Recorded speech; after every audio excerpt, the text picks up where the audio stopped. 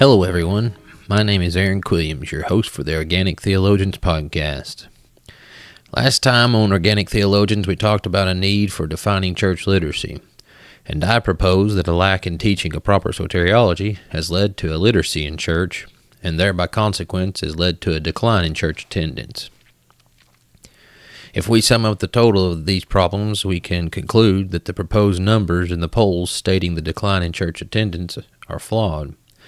This is because the polls have no practical way to vet true and false conversions. This makes the problems a little more complex. The problem may lie in more than 2 or 3 places. So, yes, we have a discipleship deficit, but that deficit may not be as high as what we think, if the number of those supposedly needing discipled are the fruits of a type of Pied Piper evangelism. And this type of evangelism has found its ability to convince the masses by playing a tune that arouses and gives comfort to the individualism of its American audience.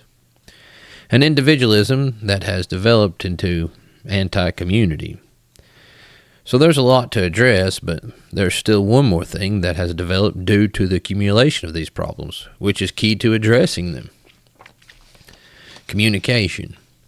Communication has been seriously restrained in our culture. It's been so long restrained and limited that its definition has been minimized to basic levels of communication, such as married couples only talking about the bare minimum to make it through the day in their mutually but resentfully agreed upon mode of life. Things like deciding what to have for dinner, what time will we be home, or planning the yearly vacation. Sure, these are important, but do not attend to the deeper issues of human life and its intrinsic struggle for meaning, which is where true unity in relationship is developed.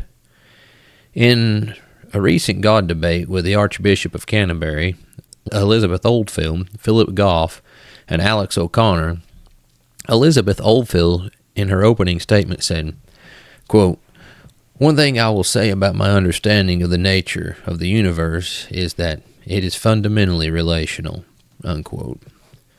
I'm inclined to agree with her. People by their very nature seem to be relational, and there has been many psychological studies that give credence to this claim.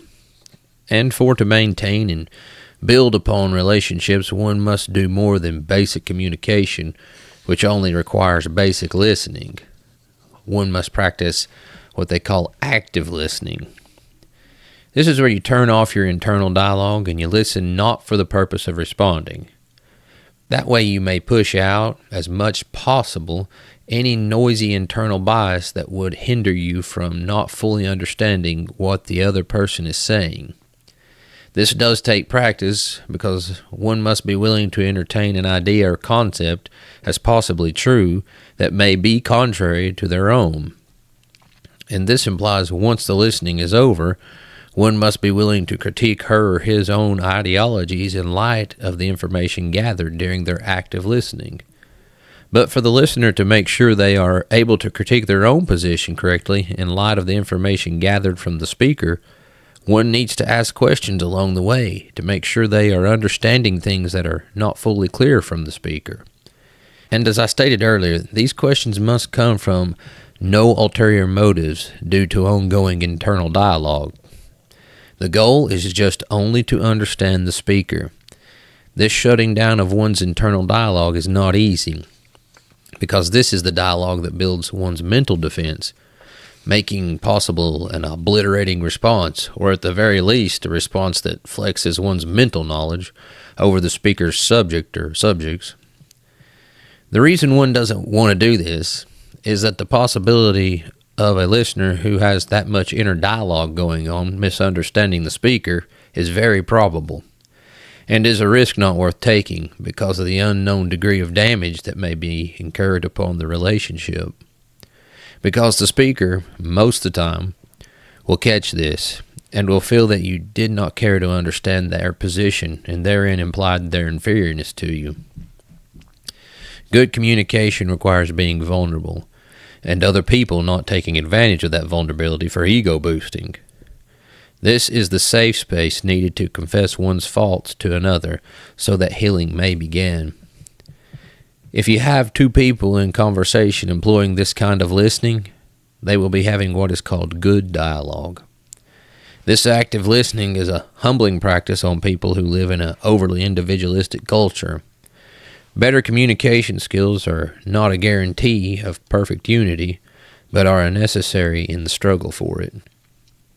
As I said in the previous podcast, the definition of literacy will be defined by the community of faith's struggle with it. And for the struggle to be productive, we have to employ this communication skill.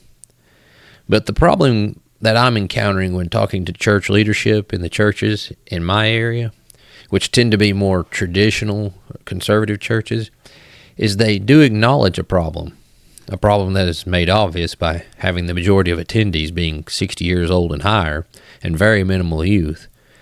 And what they identify as the cause of the problem is usually that Satan has crept in and deceived the millennials and Gen Zers into leaving the church, and their solution seems to be mostly reduced to prayer, being they have exhausted all the known traditional avenues.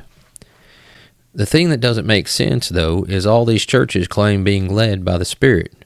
But one must wonder, if this is true, why did the Spirit not let them know that Satan was spreading his seeds of deceit among the millennials and Gen Zers, thereby making them able to combat the deceit? And some in leadership I've talked to said they did try and combat it. But one still must ask, how did Satan get that deep of deceit that not even the Spirit-filled people of the church could combat it?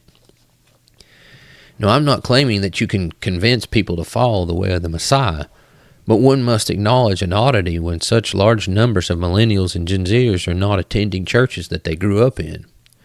It is a contradiction in traditional Christianity to claim that the deceit of Satan is undetectable by the Spirit of God.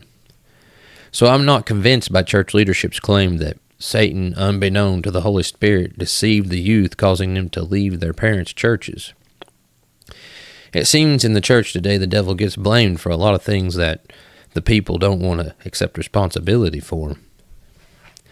Those that are left in the pew must recognize the church's own involvement in the decline of church literacy, which is directly related to the decline of attendance if we are to begin seeing change.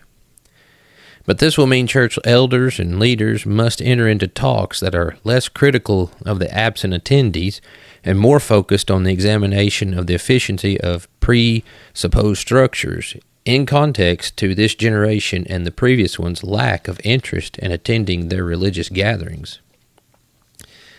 These talks must include people who have knowledge of the origin of these structures, and they must incorporate the communication skills I mentioned previously. As a community of believers starts such talks, there will be challenges.